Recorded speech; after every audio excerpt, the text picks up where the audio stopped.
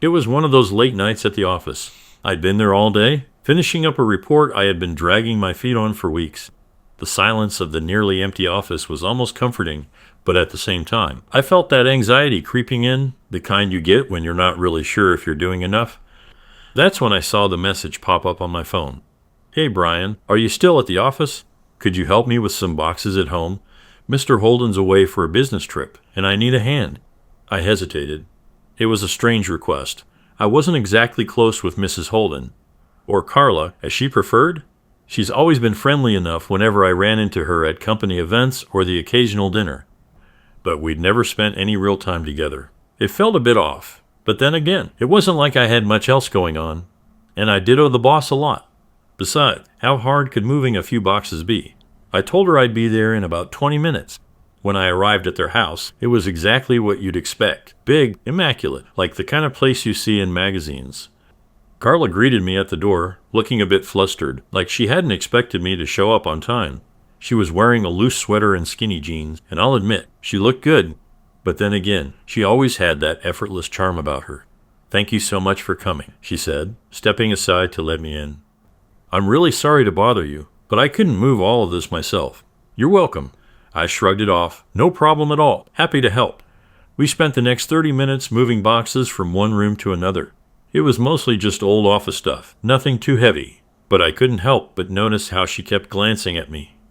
There was something different about the way she looked at me that night, like she was seeing me for the first time, really noticing me. I tried to ignore it. After all, she was married to Mr. Holden, the boss, a guy I respected. I wasn't about to make things weird. Finally, we finished. "Great, we're done. Let me make you something to drink, to say thank you." She motioned toward the kitchen, her voice a little more inviting than usual. I was about to decline when I noticed the wine bottle on the counter. "Actually, I wouldn't mind a glass of wine." She smiled, almost knowingly, and poured us both a glass. As we sat down at the kitchen table, she started talking about her husband, about how distant he had been lately. Always working, always on the phone, always with clients. "Sometimes I feel like I'm invisible to him," she said, laughing softly, but there was an edge to it. "I don't think he even notices when I'm upset. I'm just here." I didn't know what to say to that. I wasn't exactly good at dealing with these kinds of personal conversations. I had no idea what it was like to be married to someone like Mr. Holden. Successful, busy, always running around. But I could understand the loneliness. Hell, I wasn't married, but I felt lonely sometimes too. The conversation shifted. She started telling me about how she missed being spontaneous, having fun, not just being the boss's wife. At some point, the conversation got quieter, more intimate, and I realized we were sitting closer than before. There was a strange energy in the air, something unspoken. She leaned forward, looking at me with those eyes that seemed to be saying everything she wasn't saying out loud. I didn't know what came over me, but in that moment, I felt like something had shifted. Like this was no longer just a favor for a colleague. It felt like something more. "Thank you for staying," she said quietly, her voice soft, almost in a whisper. I nodded, unsure of what to say. I had a strange feeling in my chest, a mixture of guilt and something else I couldn't quite put into words. I stood up, ready to leave, but as I turned toward the door, she placed her hand on my arm. "You're different from the other guys," she said, her tone almost too casual, but her eyes told a different story. I pulled away gently, nodding awkwardly, and left without saying much more. But as I drove home, I couldn't stop thinking about it.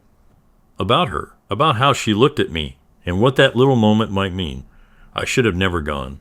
I should have never stayed for the wine, but I did. And now, now things felt different. I told myself that night was just a moment of weakness. A conversation that went too deep. A look that lingered too long. Nothing more.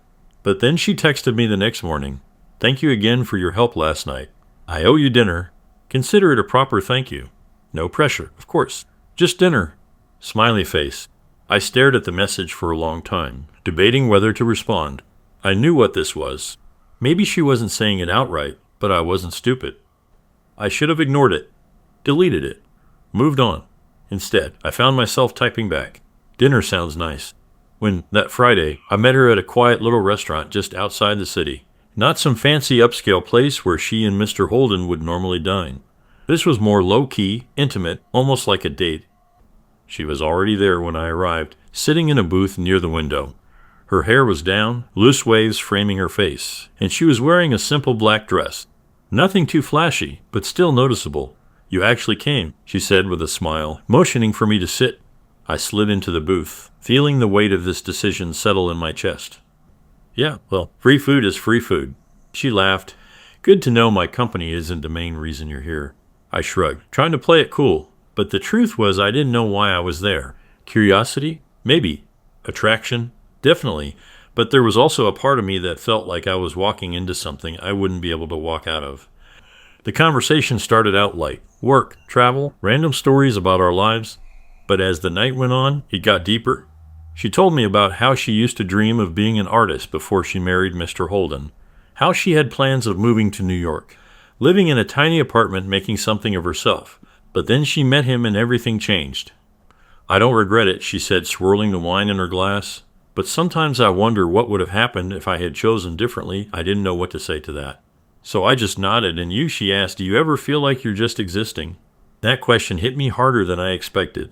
I exhaled, running a hand through my hair. "All the time," she smiled softly, like she understood exactly what I meant. For a moment, neither of us spoke. The silence was heavy, charged. Then she reached across the table, her fingers barely brushing against mine. I tensed. I should have pulled away, but I didn't. After dinner, we walked to the parking lot together. The air was cool, and the streets were quiet. I figured we'd say goodnight, maybe exchange a polite hug, and that would be it. But as I unlocked my car, she hesitated. "I don't want to go home yet," she admitted. I swallowed hard. "Carla, just a little longer," she said. "Come for a drive with me." I should have said no. I knew that, but instead, I found myself nodding. We ended up at a small park by the lake, sitting on a bench, watching the reflection of the city lights on the water. She turned to me. "This is the first time in a long time that I feel free." I looked at her. "Carla, what are we doing?" She didn't answer right away.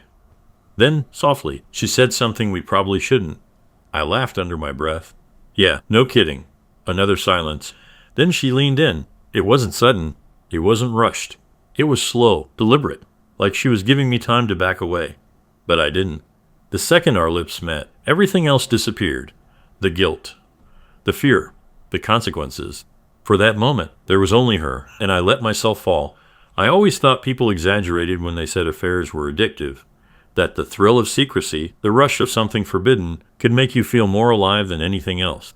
But now I understood. The days that followed that night by the lake were a blur of adrenaline, stolen moments, and the kind of excitement I hadn't felt in years. We didn't talk about what it meant. We didn't label it.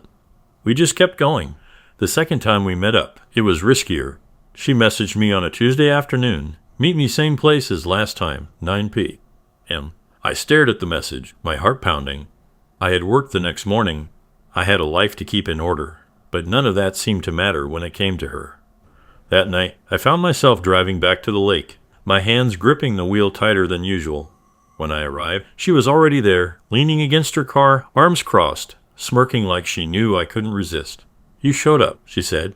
"Yeah? Well, you make it hard to say no." She grinned. We spent hours just talking. About everything and nothing. About dreams we'd given up on. Places we wanted to visit. The kind of lives we wished we had. At some point, she rested her head on my shoulder. And I knew this wasn't just some reckless fling. It felt like something more. The third time, she was bolder. I was at work when I got a text from her. I booked a hotel. "Meet me there after work." I stare at my phone, feeling the heat rise in my chest. "Carla, that's too risky. Live a Little Brian, room 207, 7 p.m. I knew I should have ignored it. Should have shut this whole thing down before it went too far. But the truth was I didn't want it that evening. I left work feeling like I was walking a tightrope between reality and something dangerously intoxicating. I told myself I'd just go to talk to tell her we needed to stop. But the second I saw her standing by the hotel window, the city lights reflecting off her skin, I knew I wasn't going anywhere. For the next few weeks, we found ways to see each other.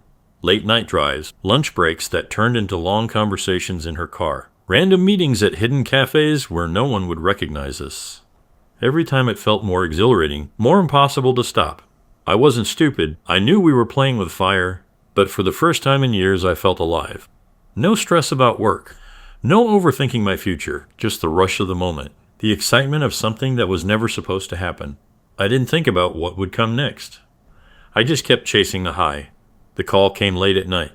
I was lying on my couch, half watching some show. I wasn't really paying attention to when my phone buzzed. I saw her name on the screen and immediately sat up. "Carla," I answered. Her breathing was shaky. "Briny knows for a second." I thought I misheard what my husband. He knows everything. A cold wave rushed through me. My stomach clenched. "What are you talking about?" "He saw us," she whispered. "He has cameras, security footage. I don't know how, but he saw us together. The hotel, the lake, everything." I shot up from the couch, pacing. My mind was racing. Carla slowed down. "Are you sure? Maybe he's just suspicious." "No, Brian. He knows. He confronted me an hour ago. He had his laptop open, playing the footage right in front of me. I tried to deny it, but there was no way out. I felt like the walls were closing in." "What did he say?"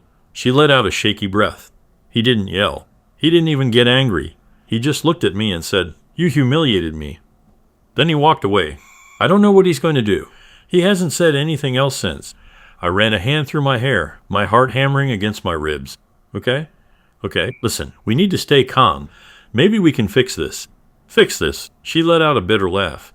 "Brian, there's no fixing this. I don't know if he's going to divorce me, fire you, or worse. He's not the kind of man who forgives easily." I clenched my jaw, my mind spiraling through 1,000 worst-case scenarios. I knew what kind of man Mr. Holden was: cold, calculating, powerful. He didn't make empty threats, and now he had all the proof he needed to ruin us both. "Carla, where are you right now?" I asked. "In the guest bedroom." He didn't want me near him. He barely even looked at me. "Okay, just stay there. Don't do anything rash." She sniffled. "Brian, I think this is it. I think he's going to throw me out." I swallowed hard. I didn't know what to say. I wanted to tell her everything would be fine, that we'd figure something out. But the truth was, we were cornered. There was no way out of this, and I had a sick feeling that my life was about to fall apart. The next time Carla called, her voice was empty. "Hala, it's over," she said. I sat up in bed, gripping the phone. "What do you mean?" "You kicked me out." "Brian," he filed for divorce. "I have nothing." The words hit me like a punch to the gut. I swallowed. "Where are you?" "Outside your apartment." I pulled open my door, and there she was, standing on the dimly lit sidewalk, a single suitcase by her side. Her eyes were swollen, makeup smudged, her usual confidence replaced with something raw. I stepped aside without a word, and she walked in. She sat on the edge of my couch, staring at the floor. He didn't even argue.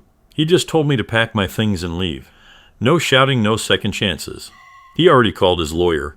I shut the door and leaned against it. "Did he say anything about me?" She exhaled sharply. "Brian." "He fired you." My chest tightened. "He said he never wanted to see you again, that you humiliated him. You won't even get a recommendation, just a final paycheck and a warning to stay away." I sank into the chair across from her, rubbing my face. No job. No backup plan. Nothing. We sat in silence for what felt like hours. "So this is it," I finally said. "We ruined everything." She looked up at me, something unreadable in her eyes. "Was it worth it?" I didn't answer right away. When we started this, it was about excitement, the rush, the thrill of secrecy. But now, we had nothing left except each other. "Do you regret it?" I asked. She didn't answer. Instead, she reached for my hand, and for the first time, I wasn't sure if I wanted to hold on. The first few weeks after everything fell apart were the hardest. Carla stayed with me because she had nowhere else to go. She tried booking a hotel at first, but after spending almost everything she had left on her lawyer's retainer, she realized how little she actually had. Her husband had cut off all her cards, frozen the account she used, and locked her out of the house before the divorce was even finalized. In me, I spent my last day at the office packing up my things, walking past people who wouldn't even look me in the eye. My boss, well, ex-boss, didn't bother meeting me in person. His assistant just handed me a folder with my termination letter and my final paycheck. No reference, no goodwill, just a silent warning that I wasn't welcome anywhere near him, his business, or his life ever again. We lost everything. And for what? The first night we were really alone. No panic, no rushed decisions. I saw Carla for who she really was. Not the mysterious woman who seduced me in secret. Not the confident, untouchable woman I met at work. She was just a person, and she was lost. She curled up on my couch, knees tucked to her chest, staring at the blank TV screen. I don't even know who I am without him, she admitted. I sat beside her, unsure of what to say. You're still you. She let out a dry laugh. No, Brian, I'm not. I was someone's wife, someone's mistake. Now I'm just nothing. I wanted to tell her she wasn't nothing, that she mattered, that what we had meant something. But did it? We had built this whole thing on secrecy, on adrenaline, and now that the rush was gone, all that was left was two broken people trying to figure out if any of it was real. The days blurred together. I applied for jobs, but nothing stuck. Word spread fast in our industry, and no one wanted to hire the guy who slept with the boss's wife. Carla tried to find a place of her own, but with no credit, no stable income, and no plan, she was stuck. So we just existed, cooking cheap meals, watching bad TV, lying awake at night wondering what came next. We weren't lovers anymore. Not really. We weren't just friends either. We were something in between. One night, I found her sitting on my fire escape, staring out at the city. I don't think this was love, she said quietly. I leaned against the railing. No. She shook her head. I think we just needed each other. At the worst possible time, I swallowed hard. So what now? She exhaled, turning to face me. I think I need to figure out who I am. Without him. Without us. She paused, and I think you do too. I didn't argue, because deep down, I knew she was right. The thrill was gone, the consequences had settled in, and now all that was left was the truth. We weren't meant to last. The next morning, she packed her bags, and this time, I let her go. You ever have one of those moments where you just sit there, staring at the wall, asking yourself, what the hell did I do? That was me, sitting on the couch, watching Carla pack up her things, realizing that everything I thought, I had just disappeared. I lost my job, she lost her marriage, and for what? A handful of stolen nights, a thrill that burned too fast and too bright. I won't lie to you, I thought about fighting for it. Thought about telling her to stay, convincing myself that maybe this meant something, that maybe we could rebuild from the mess we made. But the truth is we were never meant to last. When you take away the secrecy, the danger, the excitement, what's left? Two people who barely knew each other outside of hotel rooms and whispered phone calls. I watched her zip up her bag, and I knew she wasn't just leaving my apartment. She was leaving us, and I let her. Because deep down I knew this wasn't love. It was an escape. For both of us. So what now? I start over. I move on. And I live with the fact that I made the kind of mistake you can't undo. And Carla? She'll figure herself out. Maybe she'll regret all of it. Maybe she won't. But me, I'll never make this mistake again.